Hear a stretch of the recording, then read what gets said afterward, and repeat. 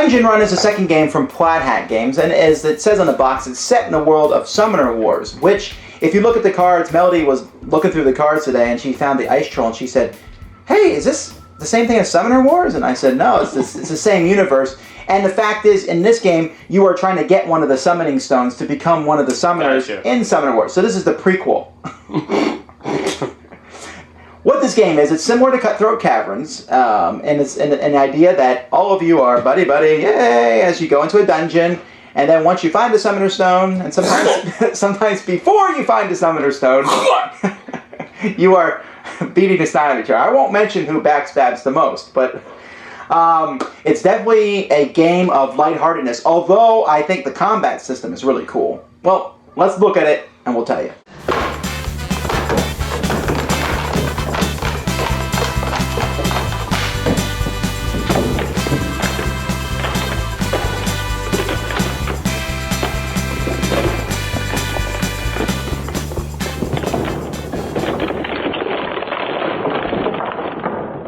The first thing you'll do in this game is you'll pick one of these characters that you're going to take into the dungeon.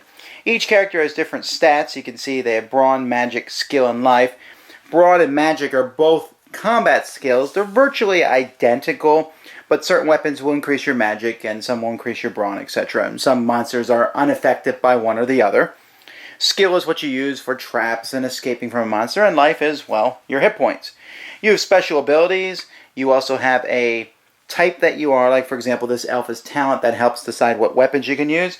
And one of the abilities you have is in red. That ability only comes into place when you become a summoner and get the Summoner Stone.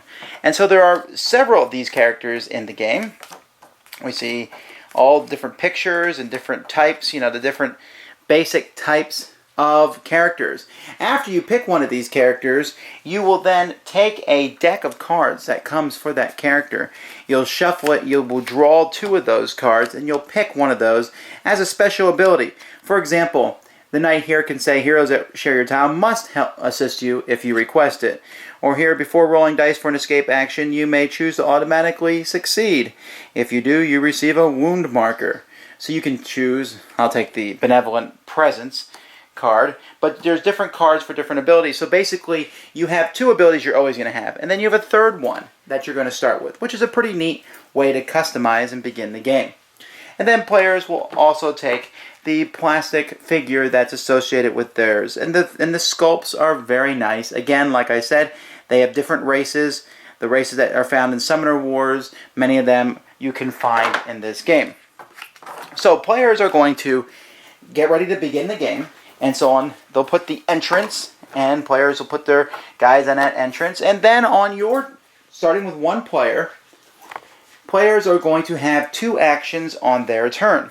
And they can do different actions. One of those actions will likely be move. And when you move, you will often turn over a new tile and go into that tile. And there's different tiles, and you have to place them so that they match the other tiles that are in play. And as players are moving on these tiles, each tile will have different things that comes up. So we'll talk about that in a moment. You can also attack a creature that's in your battle. You can try to escape from a creature. You can search. Basically, if there's a treasure card in your tile, you can take it. Or you can upgrade yourself. All right, well, let's talk about those actions that you can do. There's also other special actions that you might be able to take depending on your cards and such. And there's some free actions like you can help someone else, etc. But when you go into most dungeon tiles, let's take a closer look at this dungeon tile here. You'll see here at the bottom it says Treasure and Encounter. So what that means, when I go into this room, I roll a die. So let's say I roll a 4. I look down here, treasure, nothing, encounter. So that means there's going to be a monster, because 4 is indicated on this card. So I will draw from a deck of encounter cards, and that is the monster that will be here. Or trap. So for example, here is a Falling Boulders trap. Here is the Mimic monster. Here's a giant rat. Here's a slime and a ghoul. There's all different sorts of monsters that you might come across.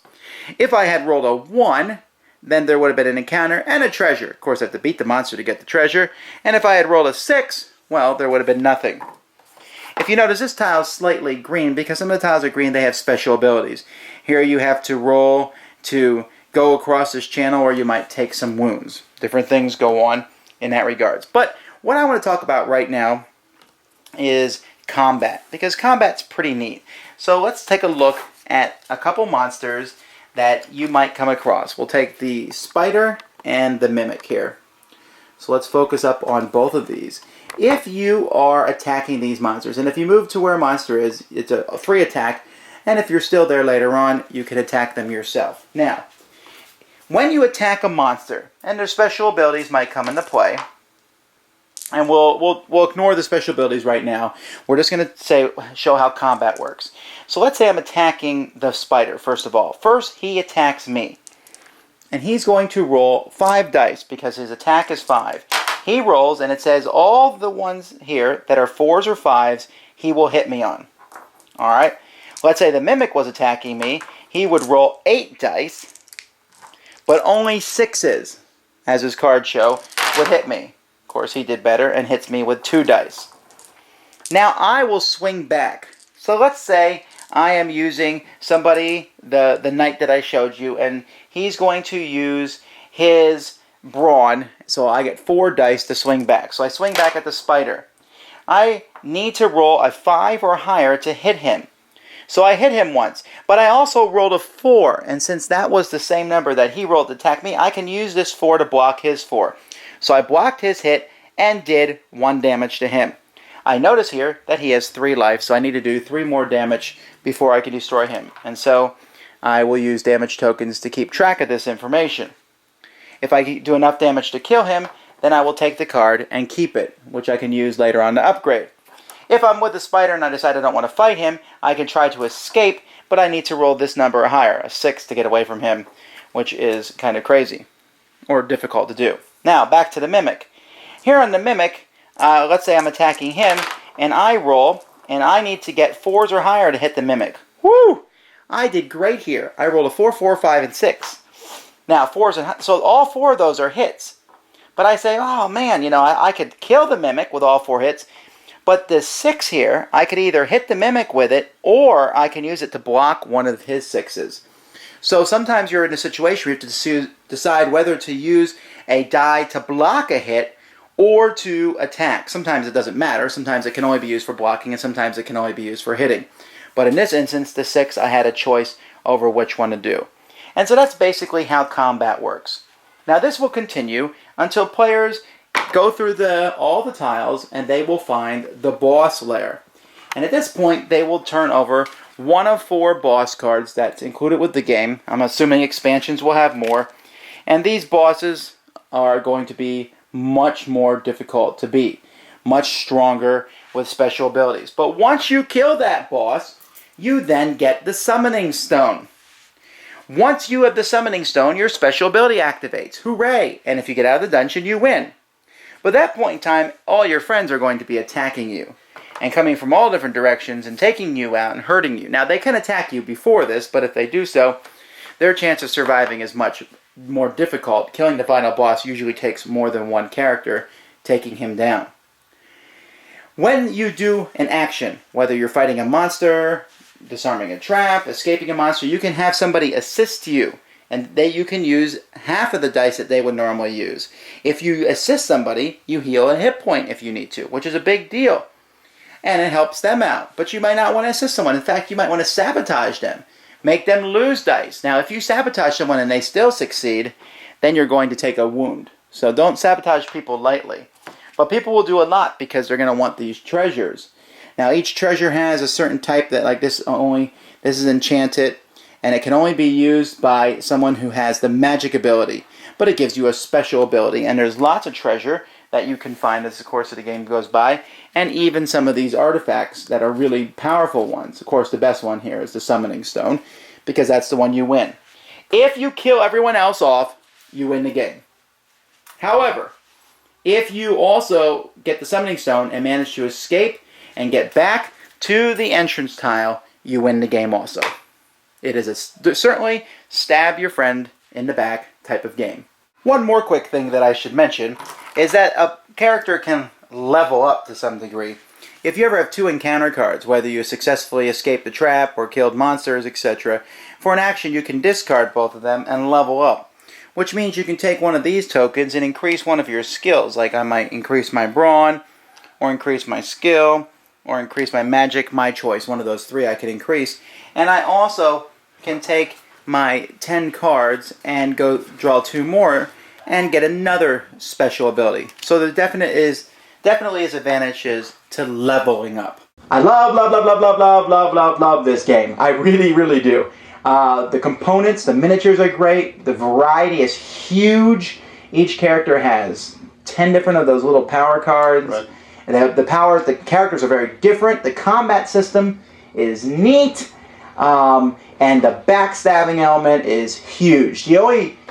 Well, I'll get into that in a bit, but what do you think? Initial. I enjoyed it. This is one of the games where he and I both love it. I like dungeon crawls to begin with. This one is a little bit more streamlined, not as complicated as something like Descent or one of the other dungeon crawls that you've probably played before. But Descent's just the one that comes to mind. It's not anywhere near the complexity level as that, but the fun level is equal, if not more than Descent, in my opinion. Yeah, now one thing is, when we first started playing this, and I was watching Sam because I'm interested in what he thought, and I thought he wasn't going to like it at first, because it had a kind of a slow start, but then, man, it just started rolling and rolling and rolling, and by the end, I mean, it is just a slugfest as you are trying to get out of there, and I would like to see more dungeon tiles, so that, because I feel like you're going to go through, but there's a lot of monsters, and there's a lot of treasures, and there's a lot of heroes, and so the combinations are a lot, and just the group of people, but you gotta play with people who are in it for fun. Yeah, fun is the thing, not necessarily strategy or a brain burner or whatever. This is just hack and slash fun, and that's what makes it a great game. Yeah, this is easily 2.5 thumbs up, using part of a toe or something. Wow. I'm going to give it 3 thumbs up. So Mutant! Yes, I'm a mutant, and that's fine. It is just a great game. I'm very much looking forward to playing it again. Kudos, Plathead.